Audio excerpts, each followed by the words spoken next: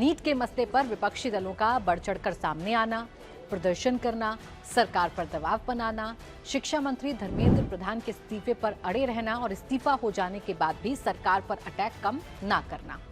इसमें सबसे आगे हैं दो चेहरे, एक हैं अखिलेश यादव और दूसरे हैं राहुल गांधी। दोनों की जोड़ी एक बार फिर से एक साथ कंधे से कंधे मिलाकर चल रही है।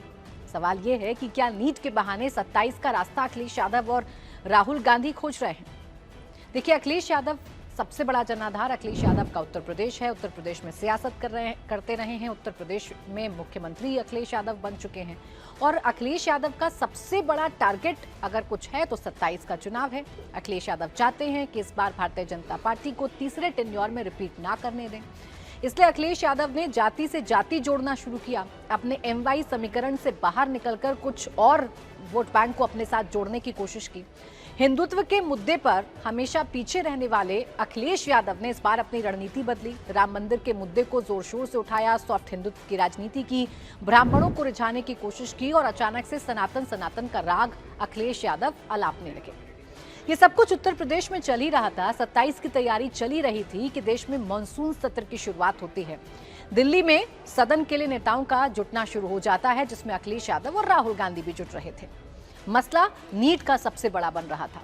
जंतर मंतर पर एक प्रोटेस्ट जिसकी शुरुआत जून से हो गई थी, वो प्रोटेस्ट अपने चरम पर था। 20 जुलाई का दिन, जिस दिन संसद सत्र की शुरुआत हुई, मानसून सत्र की शुरुआत हुई, सोमवार का दिन था।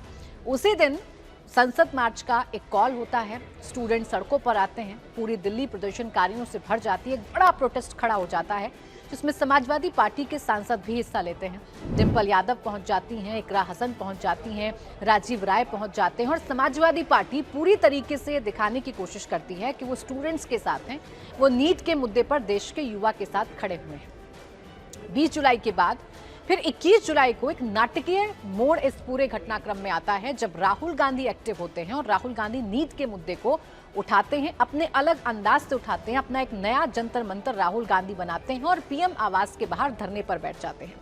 जैसे ही राहुल गांधी पीएम आवास के बाहर धरने पर बैठते हैं, अखिलेश यादव राहुल गांधी के साथ कंधे से कंधा मिलाकर चलने के लिए पहुंच जाते हैं पीएम आवास पर। गिरफ्तारी देते हैं, दोनों को हिरासत में लिया जाता है, सरकार के खिलाफ हल्ला बोलते हैं और यहीं से एक मैसेजिंग करने की कोशिश की गई कि यूपी के दो लड़के जो दिल्ली में एक साथ लड़ रहे हैं, जो दिल्ली में सरकार के खिलाफ हल्ला बोल रहे हैं, उत्तर प्रदेश में भी एक बार फिर से यूपी के दो लड़कों की ये जोड़ी रिपीट होने जा रही है। अब आप ये कहेंगे कि दिल्ली में हो रहे प्रदर्शन का मतलब यूपी के चुनाव से कैसे है, या यूपी में हो रही दिल्ली में हो रही सियासत का जो असर है वो यूपी की सियासत पर कैसे पड़ेगा? तो ये मैं आपको सिलसिलेवार ढंग से समझाती हूँ। देखिए, 2017 में यूपी के दो लड़के राहुल और अखिलेश यादव एक साथ आए थे। जोड़ी कुछ खास कमाल नहीं कर पाई थी, जोड़ी फ्लॉप हो गई थी। लेकिन 2024 के चुनाव में इसी जोड़ी ने भारतीय जनता पार्टी को सबसे बड़ा सेटबैक दिया और बीजेपी की सीटें उत्तर प्रदेश में कम हो गई, समाजवादी पार्टी की सीटें बढ़ गई।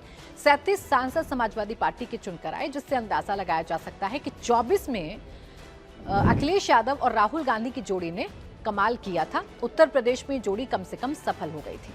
अब 24 वाला ही मैजिक अखिलेश यादव 27 के चुनाव में करना चाहते हैं, इसलिए राहुल गांधी को अपने साथ लेकर चल रहे हैं। इसलिए राहुल गांधी के साथ कंधे से कंधा मिलाकर अखिलेश यादव चल रहे हैं।